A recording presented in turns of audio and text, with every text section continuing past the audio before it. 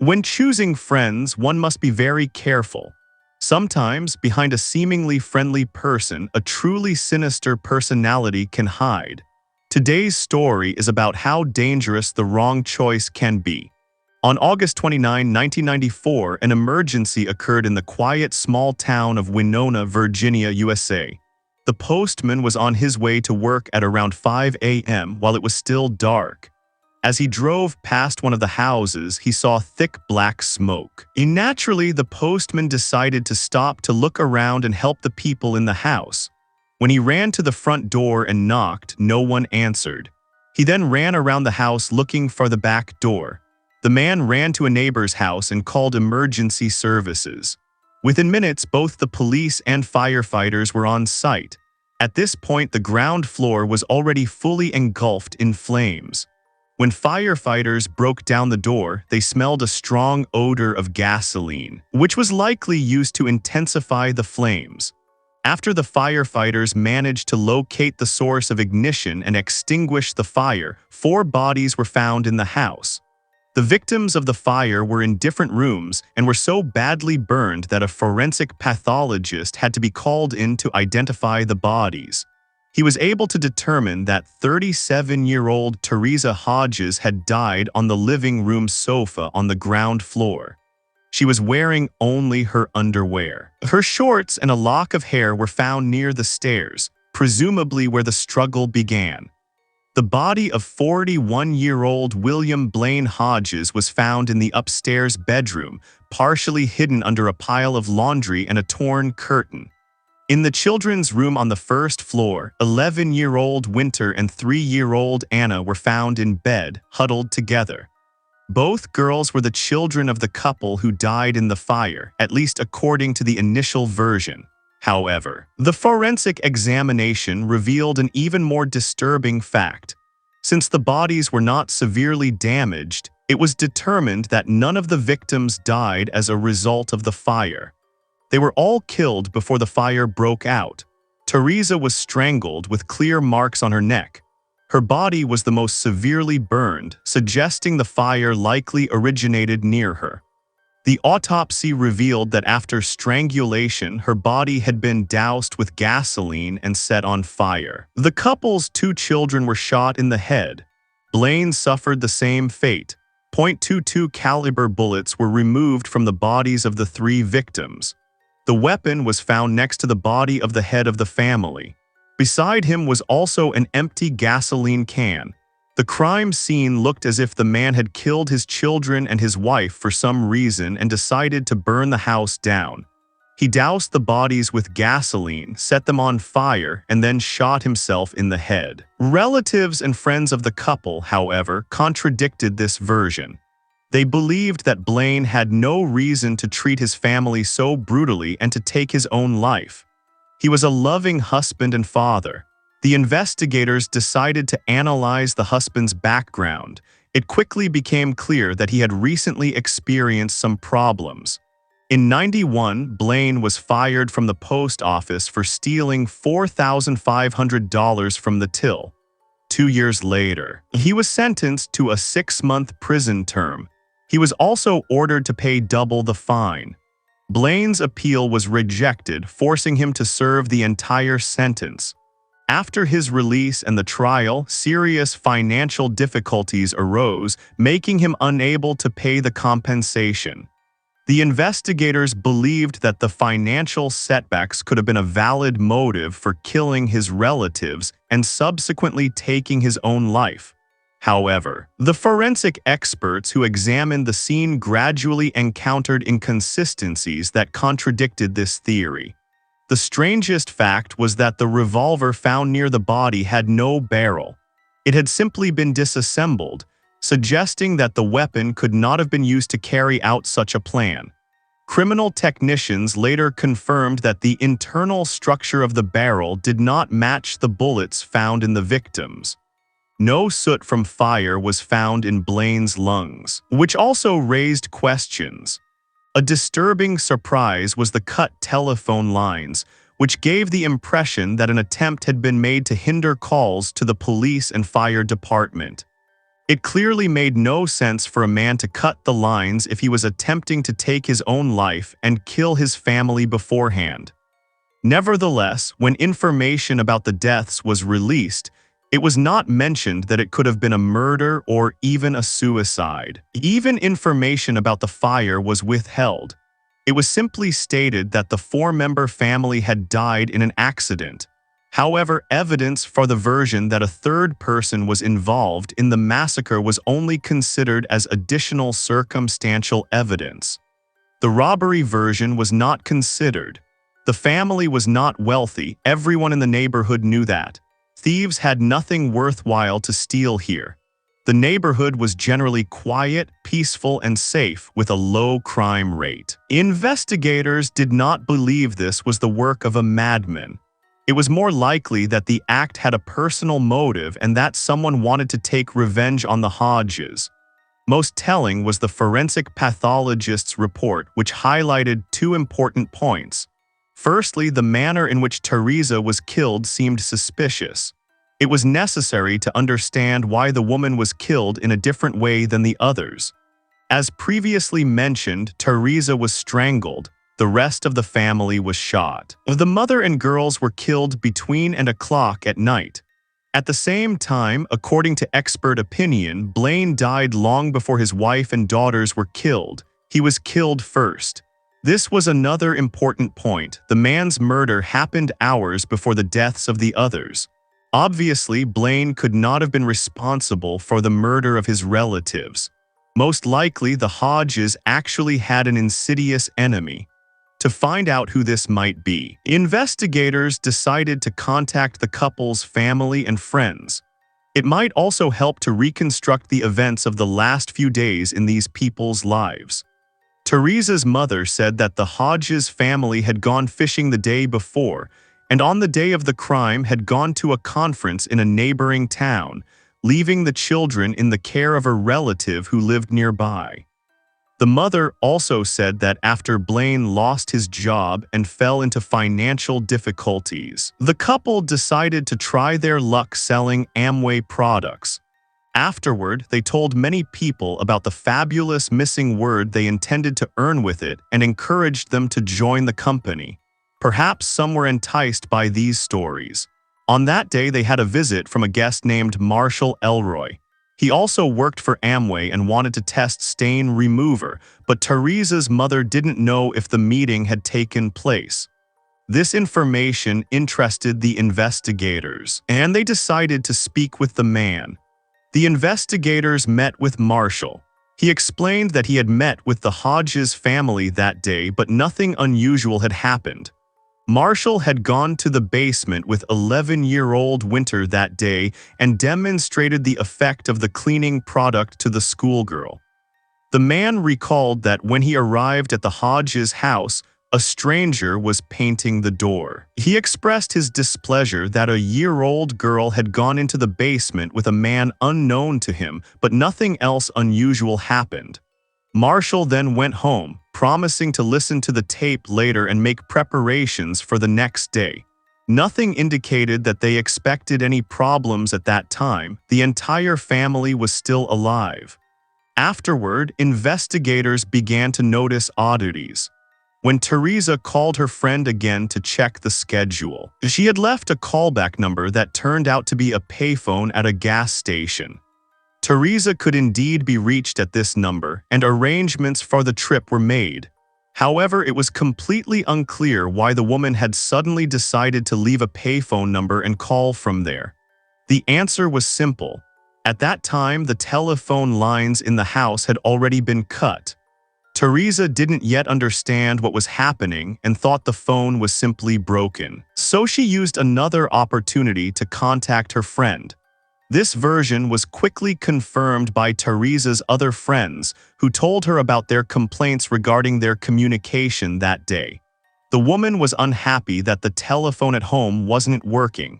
However, the time frames and testimonies varied considerably.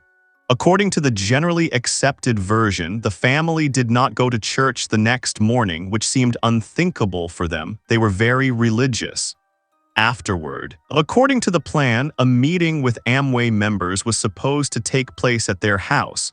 But when the guests gathered and arrived, they found a note left by Teresa on the door stating that there would be no meeting. This also seemed strange. The investigators received the same letter.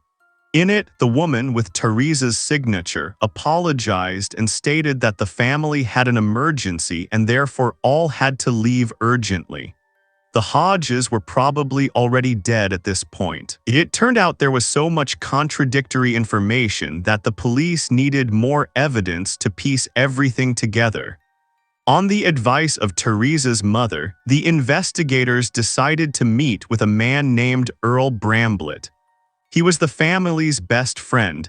They were so close that the couple's children called the man Uncle Earl.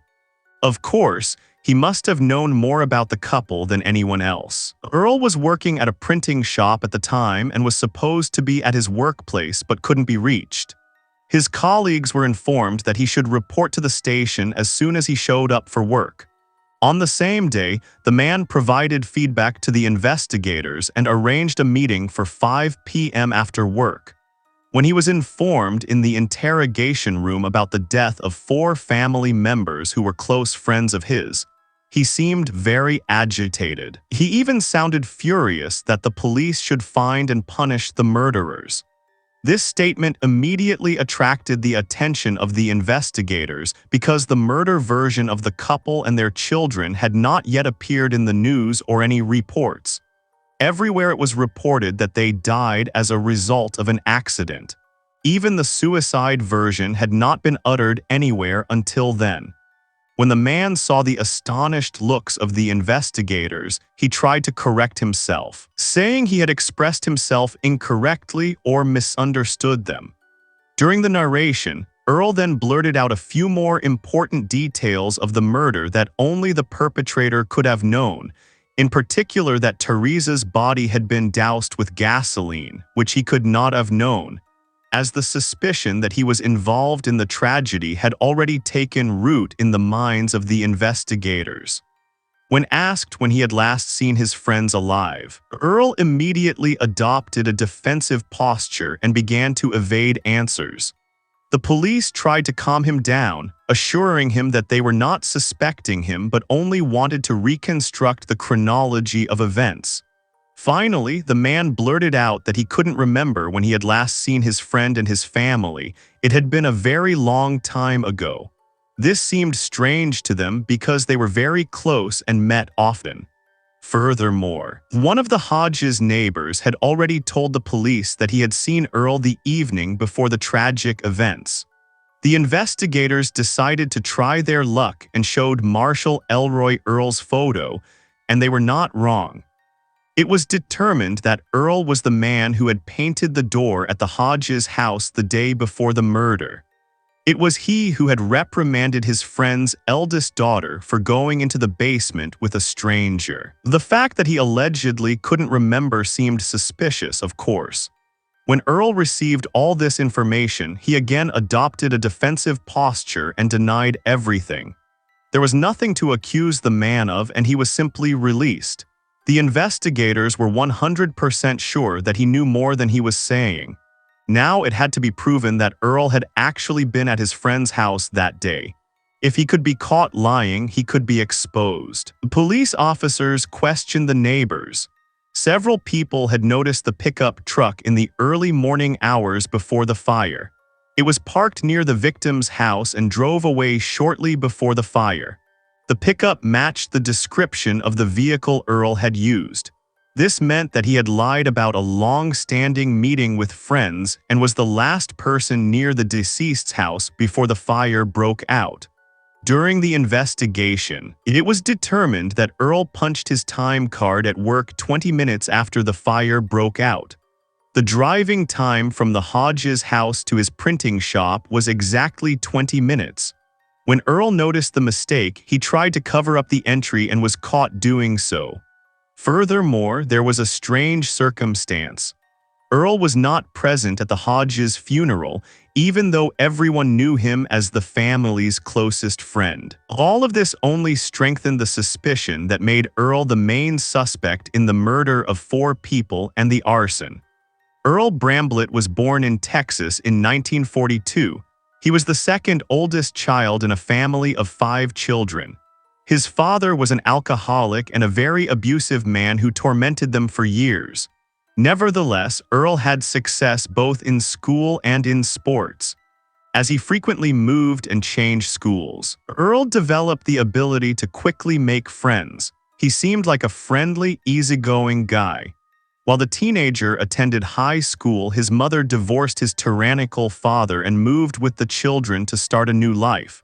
Now Earl could finally lead a peaceful and successful life. He received a scholarship for his athletic achievements and went to college. However, this did not help him get an education. He attended 3 schools, but eventually dropped out of all of them. Afterward, he moved in 9 to Virginia and began working in his father's printing shop. Later, he married, and 2 sons resulted from the marriage.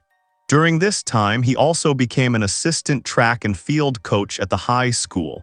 Later, he met a student, Blaine Hodges. Earl Bramblett became his coach and mentor until the young man graduated in 1971. During this time, Blaine got married. Despite the significant age difference, he and his coach remained good friends and maintained close contact for many years. In the late 70s, Earl's role in his father's printing shop became increasingly important, and he took on more work. All of this benefited him when his father gradually retired due to his deteriorating health. After a few years, Earl took over the business, hired employees, and spent more and more time partying during this period. He worked less and partied more.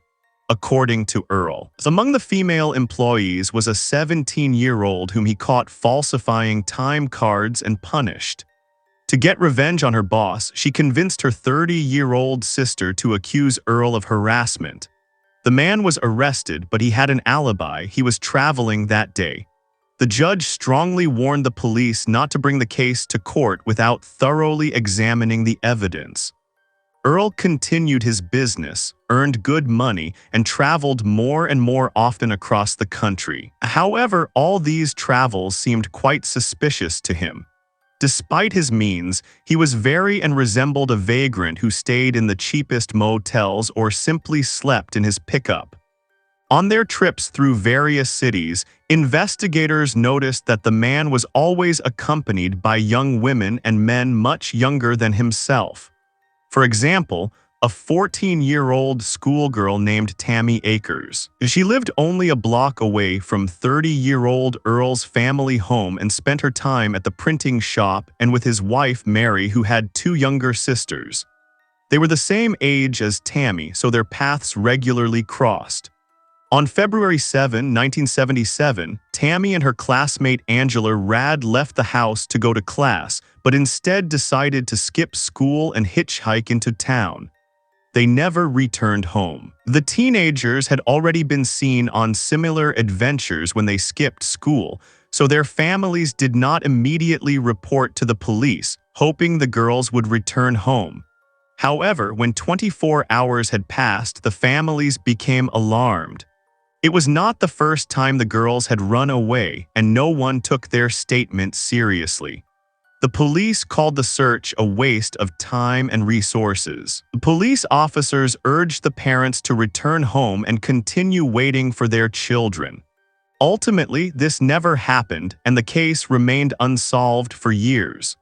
When Earl came into police custody on suspicion of murdering the Hodges family, investigators noticed his connection to one of the schoolgirls, Tammy, who had disappeared 17 years earlier. The man was still a suspect in that case at the time. Furthermore, investigators noticed that the suspect's circle always included a number of adolescents and young adults who were clearly too young for him. It was unclear what they had to do with each other. When investigators expressed their suspicion about his preference for schoolgirls, Earl remained defensive. He stated he had no idea where the missing girls were. However, he admitted that he often spent time with Tammy due to financial and personal problems. His marriage was in crisis at the time, a divorce was pending, and he had to pay child support for 2 children. This brought them closer, but the man continued to deny involvement in the family's murder and the disappearance of the schoolgirls. Again, he was unresponsive. The investigators continued to gather information. Later, 2 girls came to the station and recounted interesting facts about Earl Bramblett. They had personally witnessed how the man, during one of the parties, had gotten so drunk that he took his pistol and shot at the ceiling, then tearfully confessed that he had hurt Tammy. When asked about the incident, Earl stated that he could not remember it. It was decided to keep a closer eye on this suspicious man. Later, the sister of the missing Tammy, Linda, confessed that Earl had harassed her at the age of 12 and then raped her for years. On one of these occasions, he forced himself on her by threatening her with a weapon. She was also sure that he had harassed Tammy when she was 9 years old. Now the investigators had a new suspicion. It seemed that Bramblett not only constantly surrounded himself with young girls and boys, but also met schoolgirls who always represented a desirable target for him. As it turned out, at the time of the death of the 4 members of the Hodges family, Earl was staying in another cheap motel near their house. On the 3rd day of the investigation into the Hodges family murder, investigators decided to speak with Earl again, but the suspect didn't answer his phone. His brother said he had seen him at the motel where he had also been on the night of the Hodges massacre. When the police checked his room, they found a suicide note and Earl himself.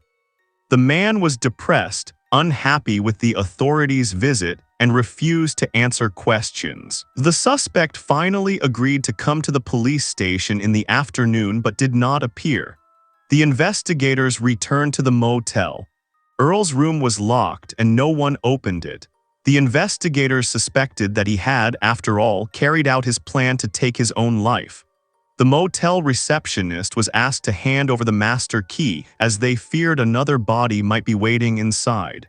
To the surprise of the police officers, Earl Bramblett returned only half an hour later. He was again extremely unhappy that the police had come, even tried to chase them away, and insisted that he could not be arrested for murder. But the investigators had something to counter with. They had already obtained a search warrant for the motel room where the man was staying as well as for his car. During the search, a notebook was found in particular which contained numerous notes on criminal activities. Earl had 4 empty shell casings with him, as well as a .22 caliber pistol, the same caliber used to shoot the victims. He also had several crime novels and books on forensic science with him. The search and discovery of all these items took place before the eyes of the stunned suspect. He seemed shocked that he hadn't had time to dispose of the evidence. Nevertheless, the police did not arrest Earl. There was no concrete evidence linking him to the murders. The weapon was sent for ballistic examination. The suspect took the opportunity and left town the next day. Earl Bramblett told friends he wanted to go to his sister in Indiana. He did indeed visit her, told her everything that had happened, and was very upset. The woman, in turn, asked him if he had an alibi for the night the entire family was killed and burned. Earl answered that he had indeed visited the Hodges and left around midnight, but he hadn't done anything. Earl explained that he didn't want to tell the officers that he had left the family's house late because he feared he would then become even more suspected of murder. His sister believed it was due to the addiction to illegal substances that Earl had suffered from for several years. She and her husband felt uncomfortable in the house when her brother was there. Fortunately, he didn't want to stay long, but he insisted that her sister not inform the police about his visit. Earl left quite quickly. When his connection to the murders became obvious, she recounted everything precisely, as she remained convinced that Earl was involved in the family's murder. During the conversation with the police officers, her sister suddenly remembered the 2 boxes her brother had brought a year earlier. He had asked her not to open them and simply keep them. The woman had no idea what was inside but decided to take the boxes to the station, as she had a suspicion. The sister suspected it might have something to do with Tammy and her friend who had previously disappeared. The sheriff's office unpacked the boxes and found about 6 audio tapes, hundreds of photos, and a sock that by size and color belonged to a teenage girl. Tammy's family could not find any resemblance to the missing girl's belongings, but Teresa's mother believed they were the belongings of her murdered granddaughter, Winter. Everything was sent for forensics. The investigators listened to audio cassettes for hours. The cassettes were a rambling diary that Earl had kept since about 1992. He took his tape recorder everywhere with him. While listening to the diary, the police realized that the man might be suffering from paranoia related to his consumption of illegal substances. Particularly disturbing entries concerned the problems of Blaine Hodges and the embezzlement he was accused of. Earl began to devise a bizarre conspiracy theory. He felt attracted to Winter, but felt that a friend might have used his eldest daughter as a kind of bait in the plot.